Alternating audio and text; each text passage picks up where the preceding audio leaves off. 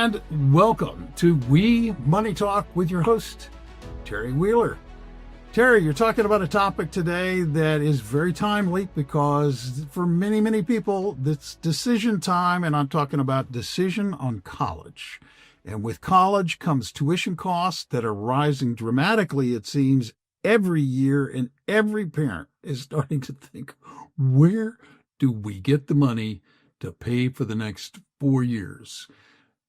Where do they get that money, and why are you talking about this topic anyway? Why is it so important to you, Terry? Yeah, thanks, Bill. Thanks for joining me today.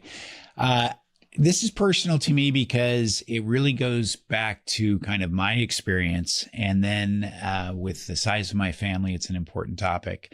So back in, I guess it was summer of 1988 was when I was heading off to San Diego State University for college.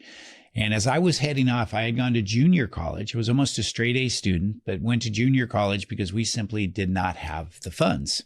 So I always had a little bit of a chip on my shoulder because I should have been at one of the very, very good colleges. I just had no resources. So I worked tirelessly, almost full time, all through junior college, took a lot of units, and I had in my mind, I'm going to go to San Diego State. Now, the analysis my kids are doing is much more impressive than me. I think I wanted to be by the beach, and I thought San Diego was a great place to go. And they had a program in financial planning that I wanted to take advantage of. So I'm heading down to San Diego State in a little two-seater car convertible built for San Diego. And I have about enough for 4 to 6 months to live on, and I'll figure out the rest later. And so I'm going down to San Diego State, and in front of me is a guy I went to high school with that was a couple years younger, but he was going straight to San Diego State, and we were going to be roommates. About halfway from Sacramento, California, going down to San Diego, as we're driving, my car engine blows up. And my budget goes out the window with it because I had to have a car there because I had to work. Yeah. So we grabbed everything out of my little car and we put it into the Bug, and I had to leave stuff behind because both are tiny cars, and we proceed to go down to San Diego State. And that's how I kicked off my career in at least the 4-year version of my college career. And I had to find a job immediately. I did that, got through with about 10,000 of debt, which in today's dollars, that's probably closer to 30,000 of debt, which to me was a mountain. And I worked all through college. And as I got out, I had a pretty good job as a financial advisor, and I was making pretty good money, but everything went to paying off that debt. So it taught me very early on the difference between good debt and bad debt. Fast forward, on a whim, I went to law school because as a financial advisor that looked about 19 years old, I wasn't accumulating a lot of money. So I ended up going to law school, and I accumulated $100,000 in debt. Again, that's probably $250,000 in today's dollars. So I had to develop a strategy to pay that off, which I did, a real estate strategy that we did, and it worked out wonderful for me. But this experience caused me to say, one of my big passions is I want my kids to be able to get through college, have the college experience, not quite like mine where I worked nonstop, and get out debt free, so that they would have a little bit of a kind of advantage versus what I had, having to pay off all that debt. Now, my wife and I have had 2 girls, and one of them was from a prior relationship. One of them was my wife and I's first daughter together. And we wanted to have one more child so that we had full-time siblings at least. Long story short, we ended up with triplets. So that means we have 5 children, and there's 6 years between them. The oldest has already decided she's going to law school. So we're going to have 5 kids in college at one time. So when you talk about climbing the mountain of what it takes, what it costs to go to college, we have a very large size mountain to climb. So this has become very much a passion subject for me.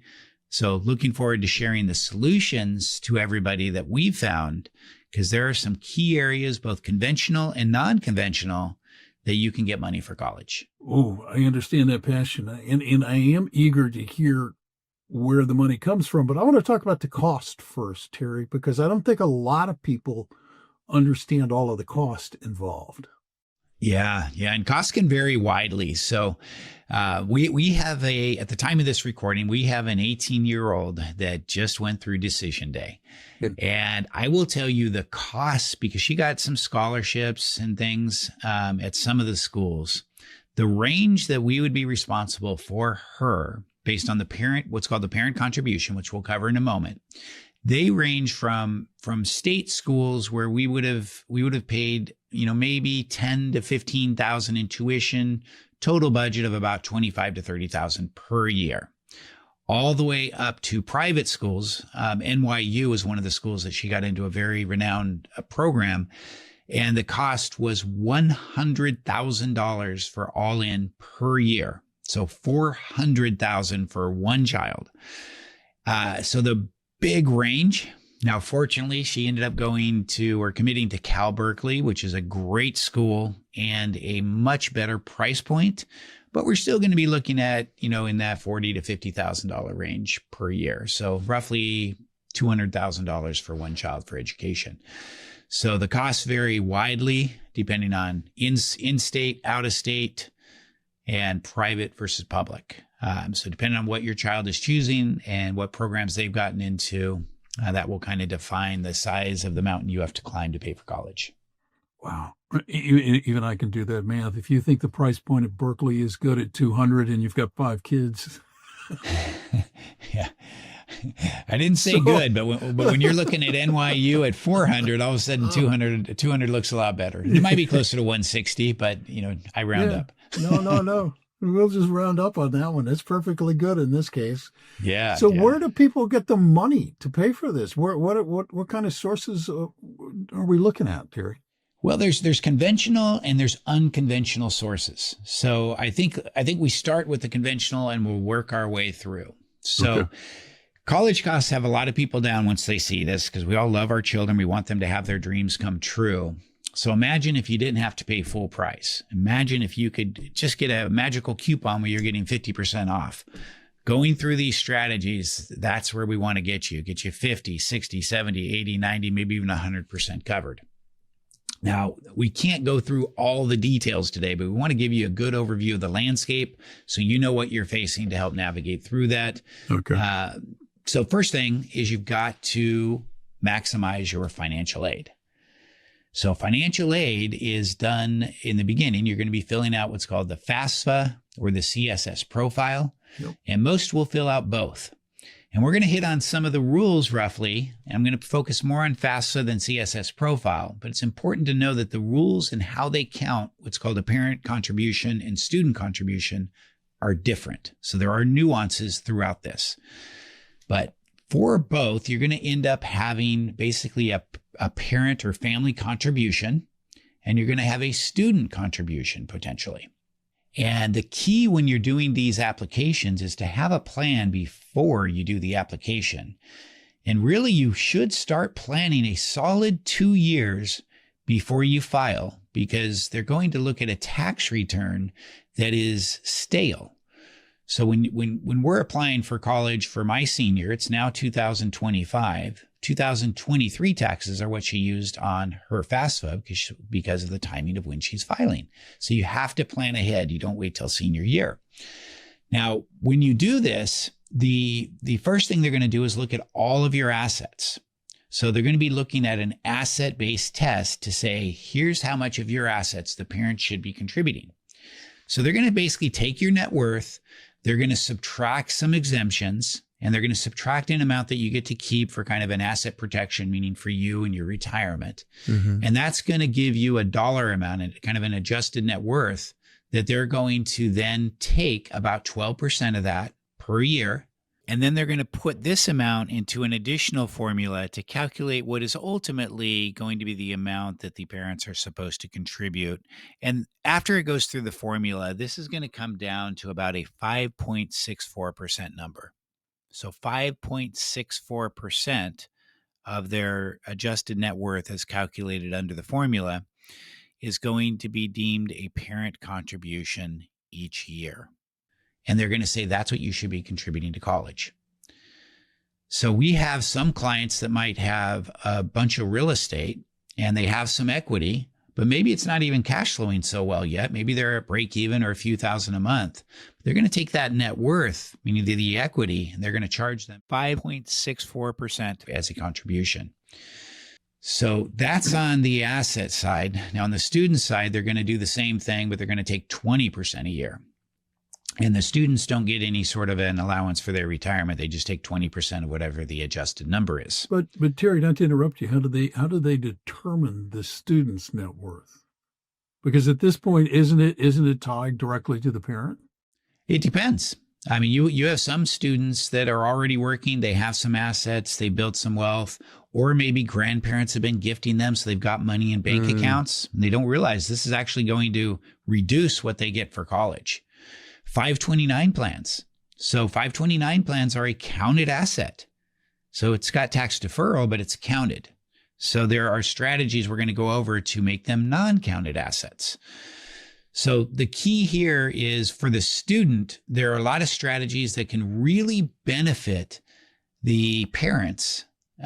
So we're going to talk about some different shifting strategies, both assets and income, but you got to always keep an eye on this student contribution. So keep it simple for now, 20% for the students, 5.64% for the parents. Income. Now we look at their income, and this is a little bit harder because it's kind of like our tax structure here where it's progressive. So the more money you make, the higher percentage of the parent's income they're going to take and say this is part of the family contribution. So again, there are tricks to get that income down, but you got to plan ahead to do that. Maybe you're maximizing your 401ks. Maybe you're doing things to defer income depending on what tools you have available at work or if you have a business. So there's several tools you can use, but for some higher income people, it's still not going to be enough. And the reality is you're not going to get any need-based financial aid if you make too much. And we're fortunate that we do well in the business. So we're in that category. We don't get any need-based financial aid at all. They don't care that we have 5 kids. The small adjustments they make are not going to make a difference. So family size doesn't matter. They're not looking at whether you have 1 kid or 5 kids. This formula is unaffected by that? No, it's affected, but it's such a minor adjustment per child that it doesn't come close to offsetting an additional, say, $200,000 per child to go. Yeah. So effectively, if you're higher income, good luck. Having a lot of kids isn't going to save you. Wow. Didn't save us. I'm sorry. So the key is, how do we reduce the countable assets and countable income? That's what FAFSA and CSS profile planning is all about, and you have to do it early. So how do you do that? Yeah. So the way you do that is, one, there's ways that are primarily involving retirement benefits, but there's some more advanced strategies where you can kind of defer income into future years. So a lot of this depends on, are you a business owner, in which case you have all kinds of tools, or are you an individual, in which case you're working for somebody and there's far less tools. But sometimes we'll actually start a business for a client in order to be able to play some of these income shifting games, so to speak, or strategies. So that's a podcast all in and of itself. There's an entire course going through exactly how to do this. But in a 20, 30-minute podcast, that we're not going to be able to cover that. Just the focus here is we want to give a landscape overview of what each of these strategies are, because we're going to hit on some other very powerful ones in addition to the basics. So I would consider this the basics, but very important. But what is the result of this? So let's say we've done good planning and you've gotten some aid. Then we have to look at, what does that aid look like?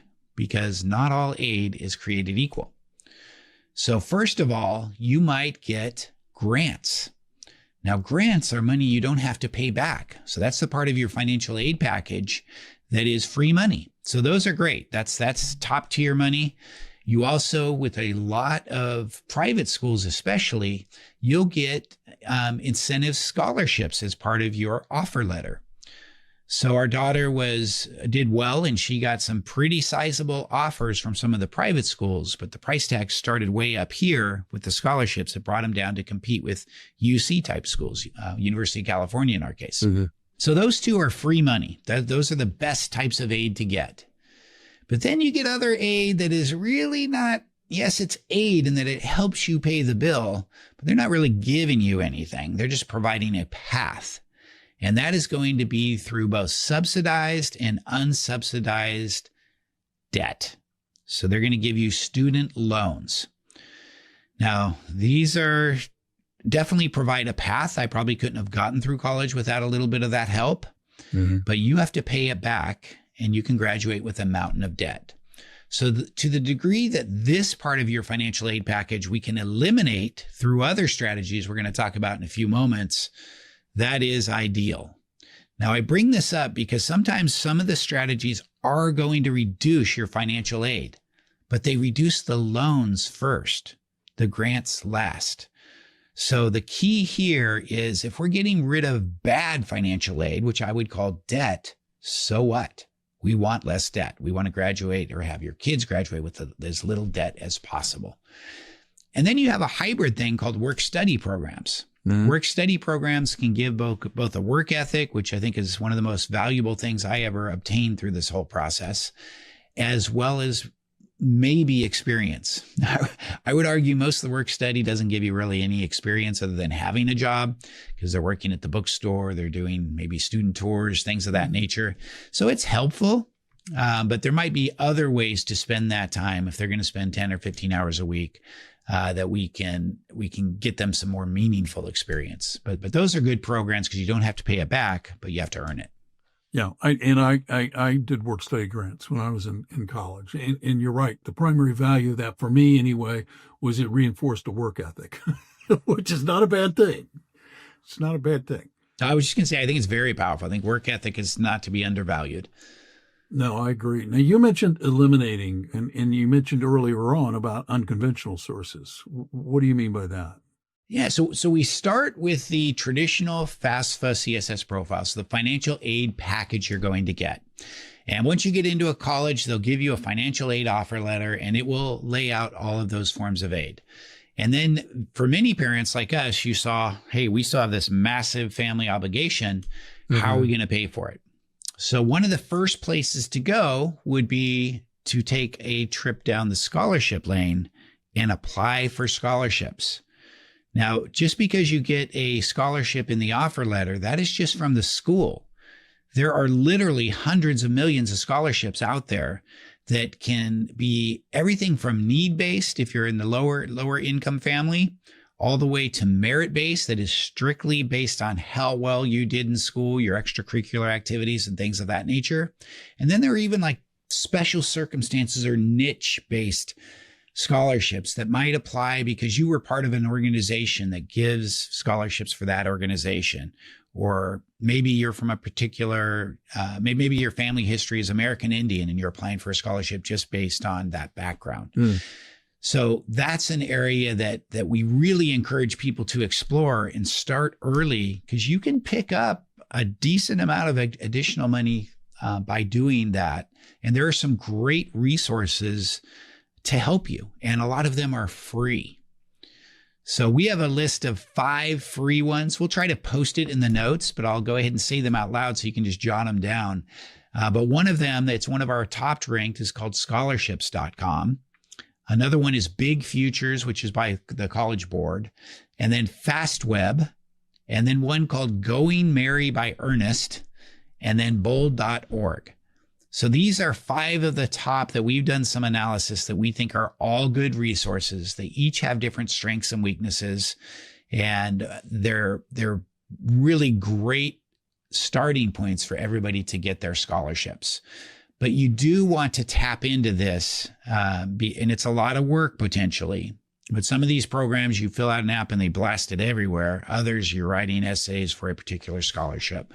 So it varies widely, but if you can pick up an extra $5,000 or $10,000 in scholarship money, that again is money you don't have to pay back. So it is worthwhile to kind of go down that road. That's great. Yeah, so that would be one spot. And then we say, okay, we've gone through all what I would call the conventional sources, which all of these kind of fall under that tagline. Now, what are the more unconventional sources? Now, the unconventional sources, I think, are too often ignored completely. And this is where we really dove in deep, given the size of the mountain that we have to climb. And we started getting into some tax and financial strategies, which is my particular area of expertise. So as you get into some of those strategies, we're exploring everything from tax credits for education to deduction strategies to income shifting. So let's kind of go over each of those and see what is available there.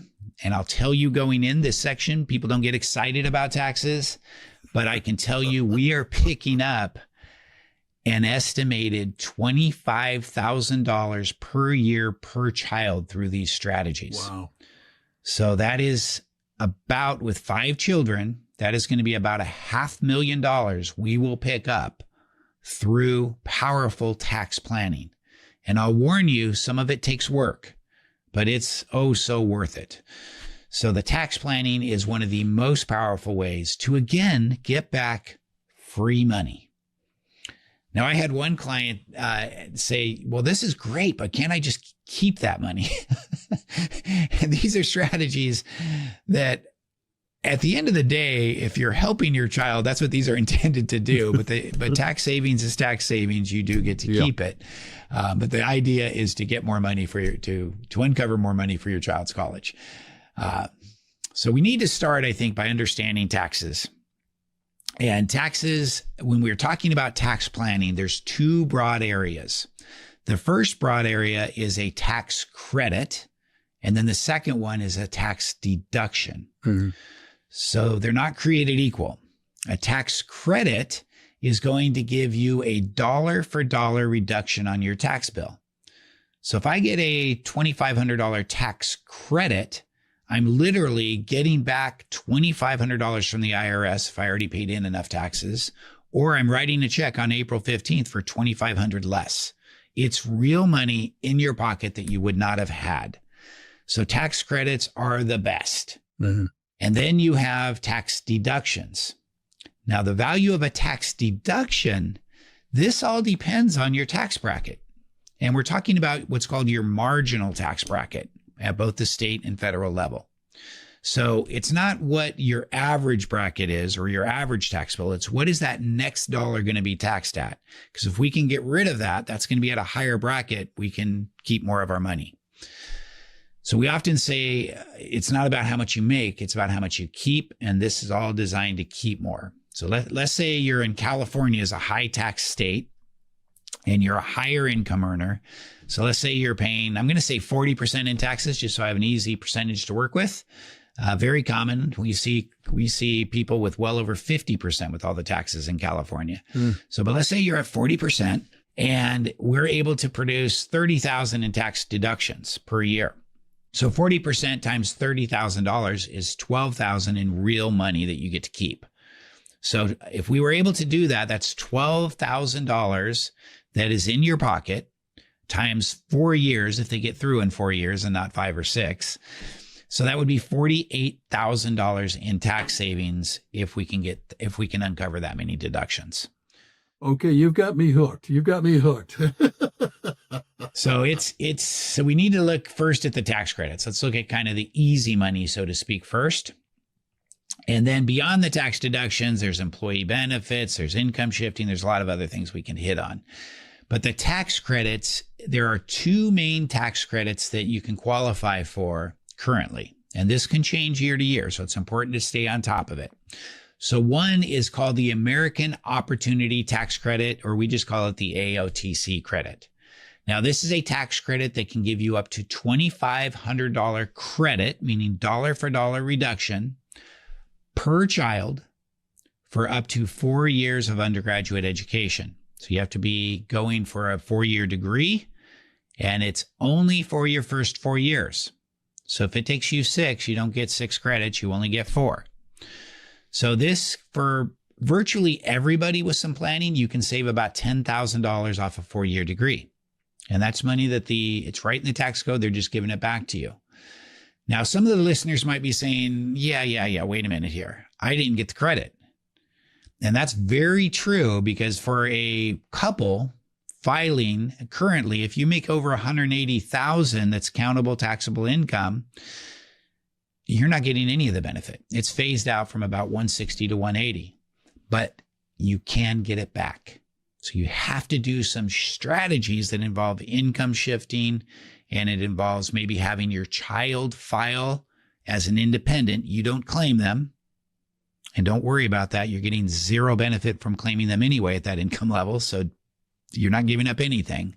And we're able to get that back for each of our clients that we're planning for. So that's simply doing some tax credit planning. We can at least pick up 10 grand for virtually everybody that's willing to put a little bit of work and go through this planning process that we've designed. I really like this idea, but I have to admit I'm sitting here kind of skeptical because I'm trying to figure out how I move money around. I could see if I owned a business how that would be possible, but I don't understand how, as a couple, you could do that. And I don't know if we've got enough time to get into it in the podcast. But yeah. Okay. Let's hit on that. So let's show the listeners the second credit first. So the second credit is lifetime learning credit. Now, this one is very important to understand because it may even be something you get for yourself. So the lifetime learning credit, you don't have to be pursuing a 4-year degree. You could just be taking I'll do executive courses through MIT to learn about new technologies and things to uncover investment opportunities. Those all would qualify for the lifetime learning credit. And that is $2,000 per return. So it's more limited. If you've got 5 kids, that's not gonna maximize your returns if I'm doing it on mine, because I only get $2,000 per return. But if I'm just taking a class and paying $2,000, I can get that paid for by tax savings. So the key is, if you're, again, a high income earner, you don't get it without what you're skeptical of, which is how do we actually get that to the high income earner? Yeah. So we're going to cover the strategies here in just a moment, but it is income shifting techniques. It can involve setting up even temporary or permanent businesses. There's a lot of ways to do it, but those are going to affect tax deduction planning also. So let's cover some of the tax deductions. Okay. So tax deduction planning is some of the most powerful, but it does take work.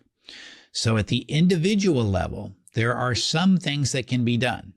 Now, part of it can be negotiating with your employer. If you work for a small business, there are employee incentive programs and things that can be done. So employee incentive things are not really a tax deduction, but they have the same effect. And these are typically limited to just over $5,000, but they're structured in a way where the business gets to deduct the $5,000, so $5,250, and it changes each year. They get to deduct it, but the recipient, the child that's going to college, doesn't have to count it as income. Oh. So it really is the same effect as a deduction, even though technically it's an employee benefit program. Now, why this is important is you mentioned businesses, and you're a little skeptical, and you were right, because so many of these strategies are best for businesses. But how hard is it to set up a business that you're doing car washes, or you're washing windows, or you're doing any number of things? And we've got several ideas. We show people how they can do it very, very easy. So we've actually created some turnkey businesses so families can just really step into something with very low effort and get the advantages of all these. But running things through business entities is oh so powerful. So you're not going to get to the $25,000, $30,000, $40,000 savings without having some sort of a business entity, but you might very well be able to get to $15,000, $20,000, $30,000 of savings over your child's college career. So at the individual level, the main deduction planning techniques are going to involve income shifting. So let me give you an example of what an individual could do. So let's say you bought, well, let's use Bitcoin. Bitcoin is fun. Okay. So let's say you have some Bitcoin and you bought it early on. So you bought it for next to nothing. Bitcoin, for those that don't know, it's the top asset class for almost every year of the last 12 years, with the exception of a couple years. So it's outperformed AI. It's outperformed everything. So when you look at this, you might have some massive gains that are taxed heavily at your bracket. Well, one income shifting technique is, let's say we have 20,000 worth of Bitcoin and we only pay 2,000 for it, which is something we actually come across pretty regularly. Mm-hmm. The Bitcoin you gift over to your child, they then sell it. And now the gains go on their tax return. Now, this all has to be coordinated with something called the kiddie tax, and it's coordinated with who are you claiming them or are you not? Because if you're not claiming them and they're filing in 2025, they get a $15,000 standard deduction. So this is a way that we can do income shifting, and we can basically do very powerful deduction planning, because in that case, you're taking it from maybe a 40% bracket, maybe all the way to a 0 bracket with good planning. So that's an example of what an individual can do. And there's a variety of things we can do, but that's one of the most common that we see. And then at the business level, these range from everything from setting up employee benefit programs to take advantage of that $5,000 credit. Mm-hmm. It's just over $5,000 to, at the business level, we can do income reduction strategies to maybe get you more financial aid by putting more into retirement plans. And there are plain vanilla retirement plans like 401ks. And then if you own a business, you can do things like money purchase plans where you might be able to put $200,000 or $300,000 in a year away for yourself for retirement. Wow. So a lot of people have only been exposed to the basics and they just don't know how powerful that can be. So if you own a business, you've got a tremendous amount of opportunity. Now, the other big thing for businesses for tax deduction planning, and you have to actually do this, but have your child work for your business. It both builds that powerful work ethic that you and I both love. Yep. And you shift income to them. You were going to give it to them anyway for college. So why not employ them, get them a work ethic, and you can save $15,000 a year. So I happen to be with all the various taxes, I'm at a 50% tax bracket. So if I shift $15,000 per child per year, that's $7,500 in extra money in my pocket per child. 5 children, that's $37,500 per year I'm saving. And one big trick, don't wait till they're in college. Start them at 14. By the time they get to 18, you've already got a good chunk of money saved. You probably paid completely for your first year of college, and then we go beyond there. Now, how do you do that? How do you paper that? That's all stuff you've got to do correctly. We show you how to do all that. It's very important. But it's one of the easiest and most powerful tax deduction strategies, but you got to have that business. So if you don't have one, doesn't mean you can't set one up. So that's a powerful way. Now, beyond that, there's a lot of advanced tax strategies that we can do that we do for clients just in our tax practice. So everything from having maybe one of the individuals qualify as a real estate professional in order to have a tremendous amount of deferred deductions, all of a sudden offsetting ordinary income, cost segregation analysis if you're in real estate. All the tax planning strategies we do just for investment clients apply. But if you haven't done it yet, it can be a way to uncover a lot of extra money for college. So let's see. Well, I've been rambling. I think I covered actually a lot of the tax credit and tax deduction planning there. But the education plan, if you've got a business, it's called a Section 127 plan. That's something that is very important to set up. One thing I want to interject here is the hardest clients to do this kind of planning for is they're high income, but not that high. Right. Meaning they're kind of in the middle. So the middle class always seems to get stuck, and it's true in this area. So when you're doing these techniques, it's very important to simultaneously be looking at how does this affect the student contribution?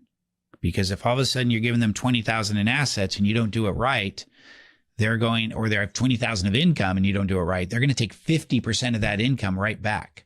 Now, the good news is, it's easy to shield it as long as you do some planning techniques. So that can be a number of things, including putting money into retirement plans for the kids, a lot of different techniques depending on how much we're talking about, and timing of how you pay things. So get money out before it's counted. So a lot that you can do there.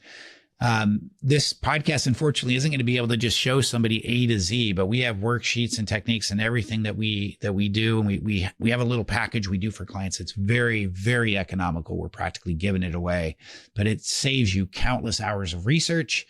that I had to do for my children. And I can't believe how many hours I have into this. So if I build myself for this, I'm not losing money. We've uncovered a lot, but I'd probably be billing myself $20,000 or $30,000 at our normal hourly rates. And we practically give it away. So definitely something. I would just save the time, but we're trying to give you enough leads where if you're one of those researchers, this is going to give you a lot of opportunity here. Yeah, you did warn at the beginning of this podcast it is difficult, that it does require discipline, and I think the podcast underlines another important thing here, Terry, is the importance of working with a financial advisor like yourself to go through these strategies, because they are complex, and they do require the nuance and the expertise of someone like yourself. Yeah, and to be honest, part of what we've done this plan for, so I've developed worksheets, a whole course, so people can do this. And the biggest consumers of this is going to be financial advisors, because I'm a pretty advanced tax planner. I do a lot of these tax strategies for our clients on a regular basis, but I can't say that I've really dug this deep until we got to this point of our raising of children. And we've uncovered things that even as a tax attorney, I wasn't just aware of. So most financial planners, I would say well over 95%, if not over 99%, do not know these rules. They need to get caught up. So don't negate or don't feel like you have a crummy planner if they don't know these rules. Unless they've tackled it for a client, there's no way they're going to know it. And what they do know, they probably know from their child. And most of the planners we've talked to, they're like, boy, just like you said, I wish I would have known this back when my kids were going to school. So it's something to be proactive yourself, but also, introduce your financial planner to us. We will get them the tools to get them up to speed. So this is a passion project. I don't care if you're not working with us in particular, just get the information and put it to work so your kids can be on the right path. Because as a parent, this is what we all are after. So that's important to do. Other unconventional things that we haven't really hit on, the no business, no problem. I'm really very serious about this. So give you an idea, we've created an entire structure around a turnkey business that a parent can do with their child with very little effort.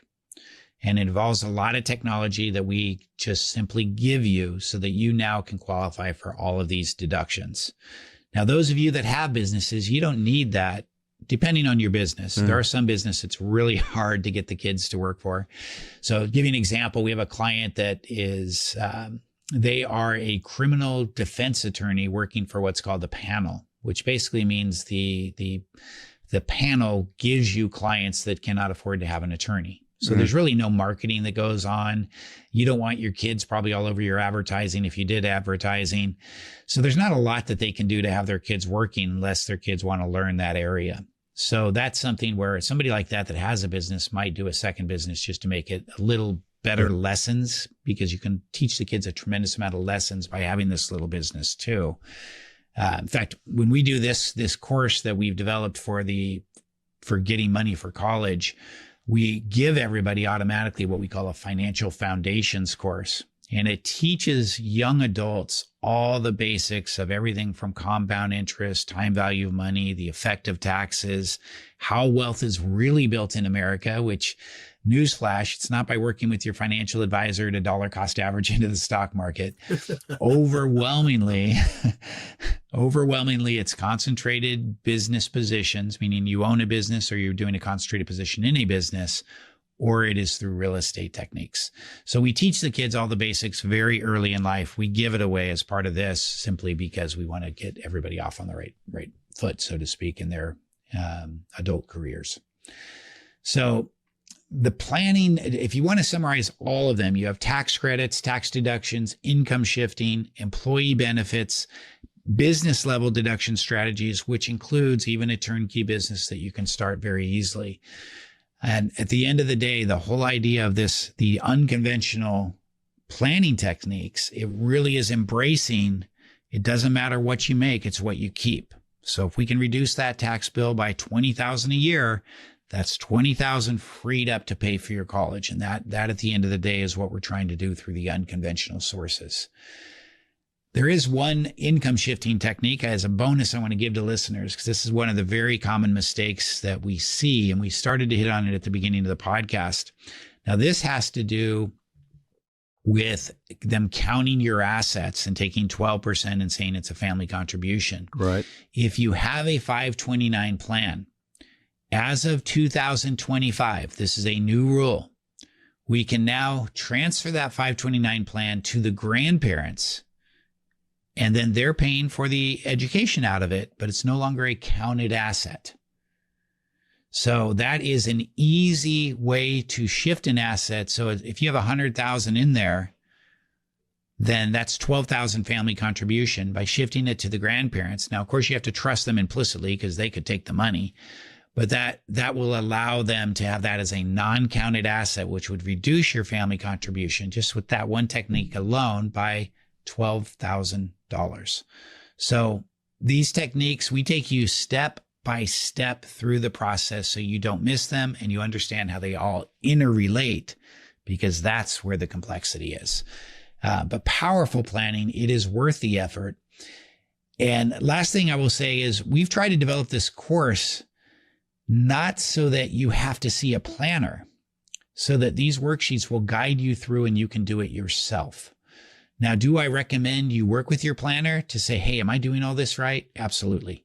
But we designed this with the idea that, Terry, I can't do all this for the number of families that need this. I don't have the time in our day, and our typical client is going to be a $2 to $5 million portfolio. It's a much bigger relationship we're looking for.